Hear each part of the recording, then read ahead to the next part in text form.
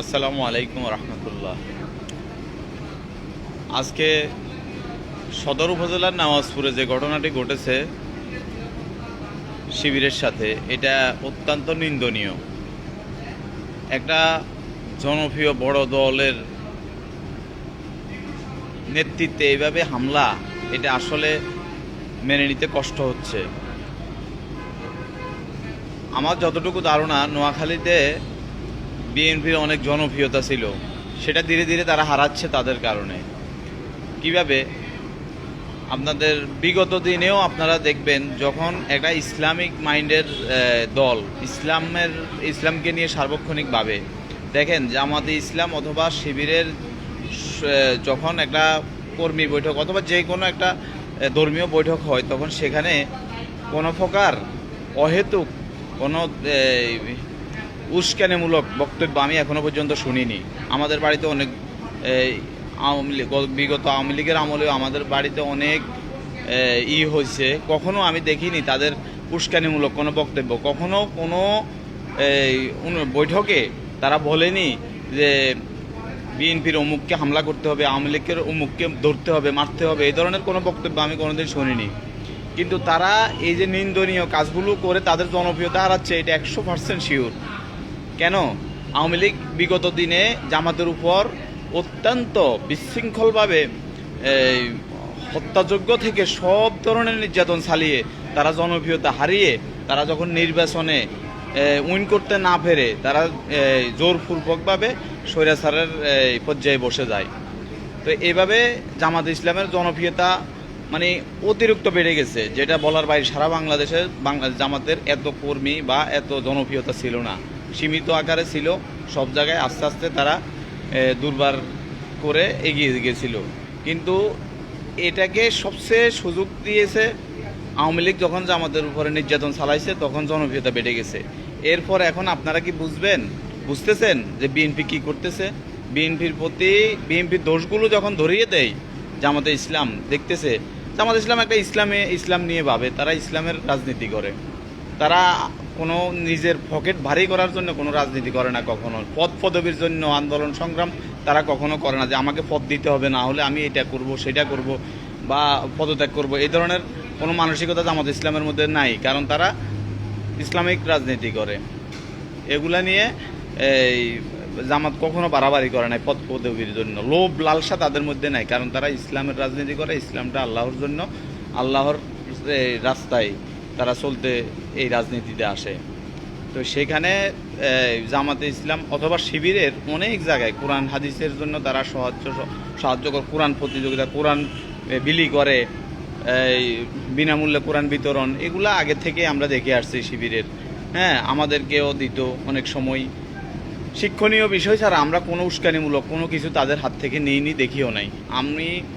আমি অবশ্য কর্মীও না, কোনো না। আমি বিএনপির প্রতিও ভালোবাসা আছে, জামাতের প্রতিও ভালোবাসা আছে। কিন্তু ভালোবাসা আমার অনেক ছিল বিএনপির প্রতি, এবং আমি বিএনপি করার আগ্রহ যোগাইতাম নিজেকে। কিন্তু আমি এখন বিএনপির প্রতি আগ্রহটা হারাচ্ছি।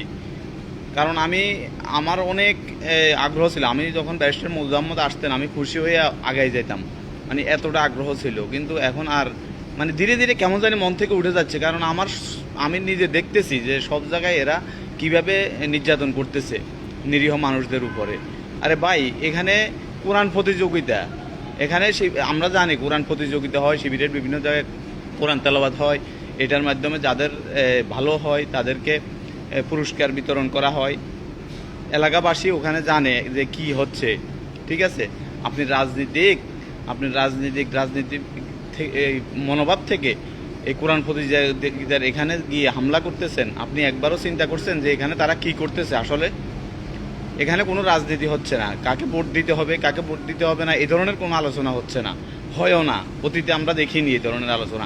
এই ধরনের অনুষ্ঠানগুলো আলাদা হয়, উঠান বৈঠকের মতো বা বিভিন্ন জায়গায় অফিস আদালতে বা কোনো আনুষ্ঠানিক এইভাবে হয়, মিটিংয়ের মাধ্যমে হয়। কিন্তু মসজিদে এই ধরনের মানে হয় না। ধর্মীয় অনুষ্ঠান যেগুলা, যেমন কোরআন, নামাজ, হাদিস, এগুলা কিভাবে নামাজ পড়তে হবে, কিভাবে কে কী করে না করে খোঁজখবর নেই নামাজের বিষয়ে, হাদিসের বিষয়ে, কোরআনের বিষয়ে, যে এলেম করতেছে না এইভাবে এলাকাবাসীর উন্নয়নের লক্ষ্যে, ইসলামের উন্নয়নের লক্ষ্যে ধর্মীয় বিষয়ে তারা মসজিদের ভিতরে অনেক সময় কিছু আলোচনা রাখে এবং অনুষ্ঠান করে।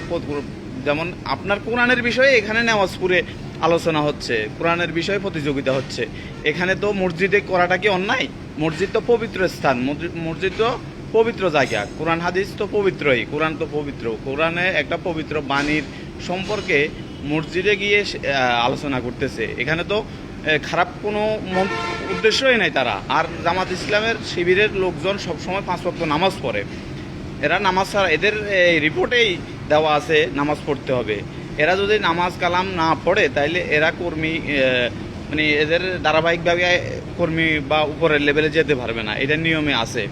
হ্যাঁ, তো তারা সর্বক্ষণিক তাদের রিপোর্ট পূরণ করে এবং রিপোর্ট চেক করে, তাদের ঊর্ধ্বতনেরা এগুলা করে তারা দুর্বার এগিয়ে যায় ইসলামের দিকে। দেখবেন একটা জামাতের শিবির আমার নিজের চোখের দেখা, যে সামনে দিয়ে হেঁটে যাচ্ছে, একটা সালাম দিবে সুন্দরভাবে। আমি যদি একটা তারে কুটু কোথাও বলি, সে কথা বলবে না, মানে অন্যরকম সে চলে যাবে, কিছু করার নাই তার। কারণ ইসলাম তারা এই শিক্ষা দেয়নি। সে ইসলাম নিয়ে সবসময় গবেষণা করতে থাকে, তার পড়াশোনাটাই ইসলাম নিয়ে, তার রাজনীতিটা ইসলাম নিয়ে। সে ইসলামের বাইরে কোনো কিছু কখনো করবে না। এমন কোনো রেকর্ড নেই জামাত ইসলামের লোক দ্বারা কেউ সরাসরি আক্রান্ত হয়েছে, এই ধরনের কোনো রেকর্ড নাই।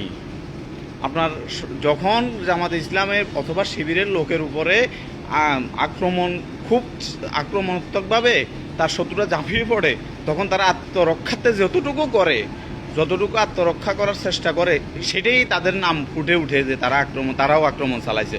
আসলে তারা তো এখানে দেখেন মসজিদ তালা বন্ধ হয়ে আছে, মসজিদের মধ্যে তাদেরকে আবদ্ধ রাখছে, তারা বাইরের থেকে যাকে বেরোচ্ছে তাকে মারতেছে। হ্যাঁ, 2-1 যখন বাইরে ছিল ওদেরকে মারতেছে এবং ওদেরকে ওখানে জব্দ করে আটকিয়ে রাখা হলো। হ্যাঁ, ওরা ধুমধাম যারে পারতেছে, তারে বাইরে ফাইতেছে, তারে মারতেছে।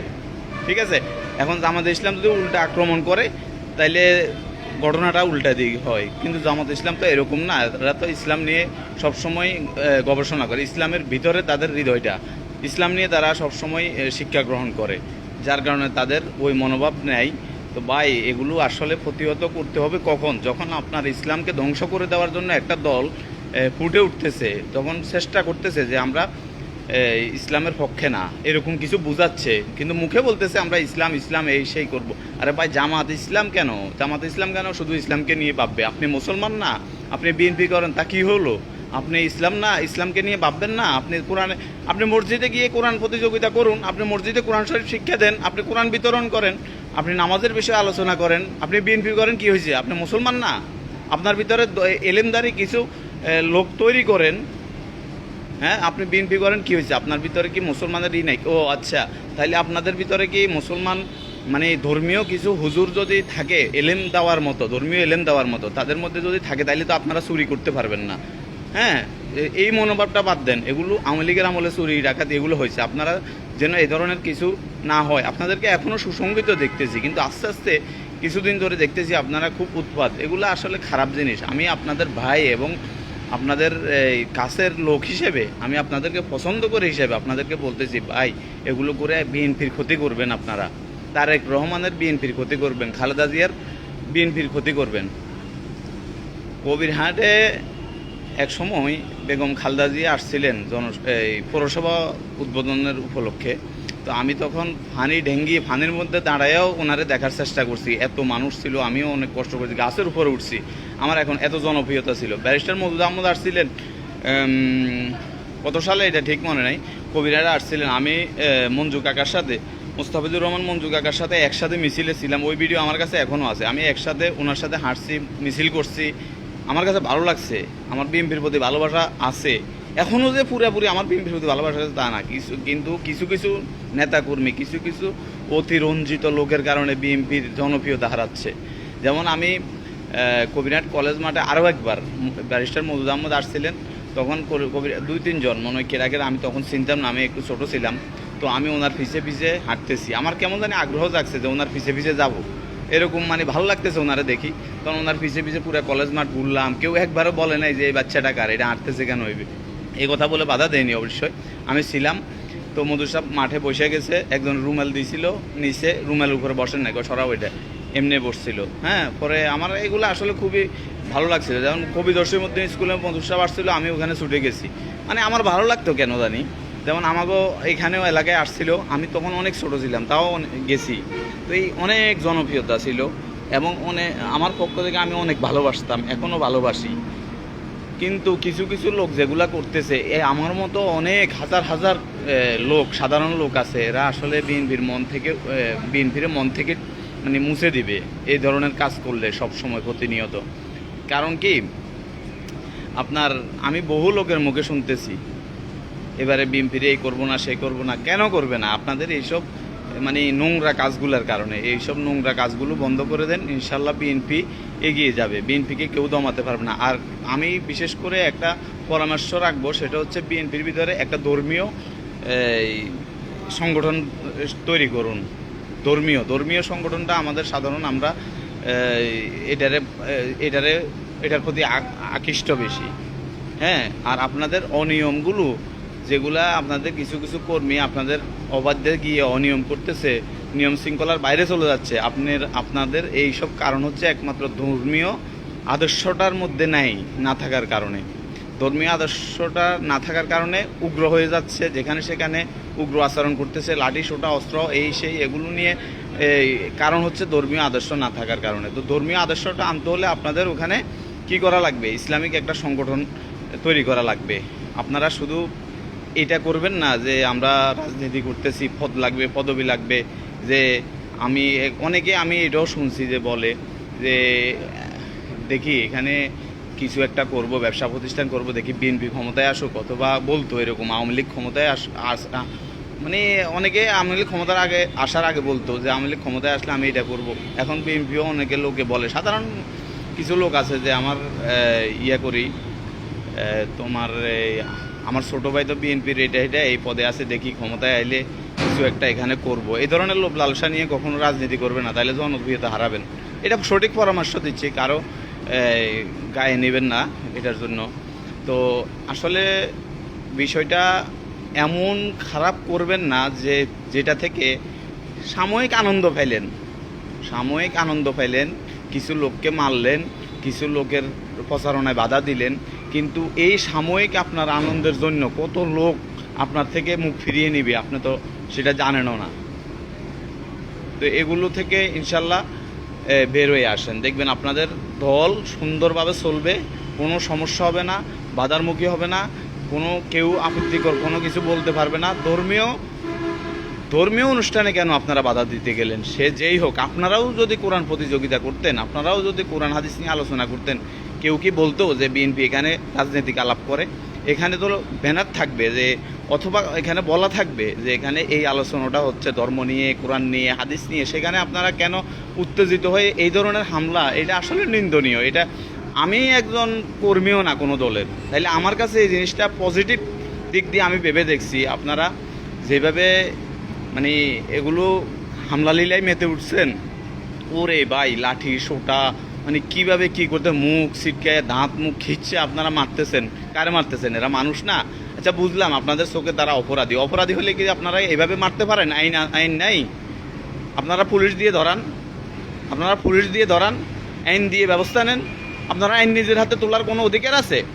দেখেন সেদিন কোম্পানির হাটেও মিয়ার হাটেও একই অবস্থা, আবদুল্লাহ মিয়ার হাট, সেখানে ওনারা, আচ্ছা সেটা না হয় মীমাংসা হলো, এই নিয়ে আমি আলোচনা করতে চাই না, ঠিক আছে? আমার অনেক প্রিয় ভাইয়েরা আছে বিএনপির, অনেক ভালোবাসি, এরকম অনেক লোক আছে।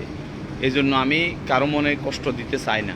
কারণ বিএনপি আস্তে আস্তে কেন জানি জনপ্রিয়তা আওয়ামী লীগের মতো হারানোর একটা পথে হাঁটতেছে। এটা থেকে বেরিয়ে আসার জন্য আমি তাদেরকে অনুরোধ জানাবো, অবশ্যই আপনারা এইসব নিন্দনীয় কাজ থেকে বেরিয়ে আসেন। আপনাদের জনপ্রিয়তা কেউ আটকাতে পারবে না। আর খুঁটিনাটি যেসব লোকগুলো আপনাদের এই অপরাধমূলক কাজগুলো করতেছে বা বিভিন্ন অপ্রীতিকর কাজে জড়িত, তাদেরকে নিয়ে বসেন, তাদেরকে সংশোধন করার চেষ্টা করুন, সব কিছু করেন। তারপরে দেখবেন আপনাদের সংগঠনটা এত সুন্দর সুসংগঠিত হবে, যেটা ছিল আপনাদের জনপ্রিয়তা ফিরে আসবে। জামাতেরও তখন টাইম থাকবে না, যদি আপনারা ইসলামিক দৃষ্টি ভঙ্গিতে চলেন এবং ধর্মীয় একটা সাংগঠনিক কাজ শুরু করেন। যেমন আপনারা একটা আলেমদেরকে নিয়ে একটা করেন, সংগঠন করেন, আলেমদেরকে নিয়ে আপনাদের বিএনপির নামে একটা সংগঠন করে দেন, এবং এই আলেমদেরকে দায়িত্ব দেন প্রত্যেক সপ্তাহে, প্রত্যেক মাসে, প্রত্যেক বছরে আপনারা ধর্মীয় অনুষ্ঠান করেন, ধর্মীয় বৈঠক করেন, কোরআন হাদিস শিক্ষা দেন। হ্যাঁ, কীভাবে কে কত ধর্মীয় ধর্ম পালন করছে, নামাজ পড়ছে কিনা, কোরআন হাদিস পড়ছে কিনা, এগুলোর খোঁজখবর নেন। কারণ আপনারাও মুসলমান, জামাতও মুসলমান, সবাই এই দেশের আওয়ামী লীগ সবাই তো মুসলমান। কিন্তু মুসলমানের দায়িত্বটা এত সহজ, আপনি নামাজ পড়লেন না, কোরআন পড়লেন না, আপনি আরও উল্টা মসজিদে হামলা করতে। মসজিদ আল্লাহ তাআলার ঘর, এখানে বুঝে শুনে আপনি হামলা করতে হবে। আপনি চলে গেছেন ওখানে হামলা করতে, আপনি বুঝেন কিছু ধর্মীয়ভাবে, আপনি আগে বুঝতে হবে। আপনি ধর্মীয় বক্তব্য, আপনার আইন, আপনি এখানে তো আইন লঙ্ঘন করে গেছেন। আপনি মসজিদে হামলা করতেছেন, আপনার থানা আছে, পুলিশ আছে, বর্তমান সেনাবাহিনী আছে, আপনারা তাদেরকে না জানি আপনি ওখানে গেছেন হামলা করতে নামাজপুরে। হ্যাঁ, এগুলো কোন ধরনের কথা ভাই? আপনাদের প্রতি আসলে ভালোবাসা আছে, আসলেই সত্যি বলছি, এখনও ভালোবাসা আছে। আপনারা অন্তত আমার মতো হাজার হাজার লোকের মন থেকে উঠে যায়েন না, ঠিক আছে? এটাই বলবো। তো ভুল কিছু বলে থাকলে ইনশাল্লাহ ক্ষমার দৃষ্টিতে থাকবেন, উগ্রভাবে নেবেন না। ইনশাল্লাহ সবাই ভালো থাকবেন, সুস্থ থাকবেন। আল্লাহ হাফেজ। এগুলো রেশারেশি বাদ দিয়ে আমার এই ছোট্ট ব্যক্তির, আমার এই অল্প জ্ঞানের কিছু কথা আপনাদের জন্য রেখে গেলাম। ভুল হলে, যদিও ভুল হয়, তাও ক্ষমার দৃষ্টিতে দেখবেন। সবার প্রতি রইল ভালোবাসা, আন্তরিক ভালোবাসা এবং অভিনন্দন। আল্লাহ হাফেজ। আসসালামু আলাইকুম রহমতুল্লাহি ওয়া বারাকাতুহু।